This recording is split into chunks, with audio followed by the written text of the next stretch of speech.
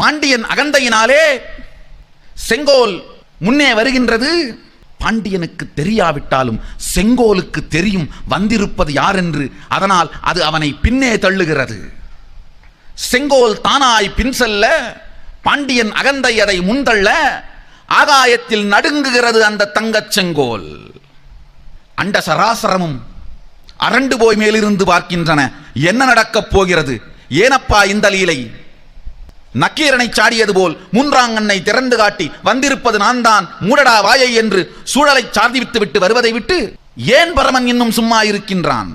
வெகுண்டாள் அன்னை கைலாயத்தில், எழுந்தான் விஷ்ணு வைகுண்டத்தில், பறந்தார் பிரம்மதேவர் பிரம்மலோகத்தில், இந்திரன் நடுநடுங்கினான், 10 திக்கு பாலகர்களும் பறந்தோடினார்கள், அட்ட நாகங்கள் அசைந்து ஆடின.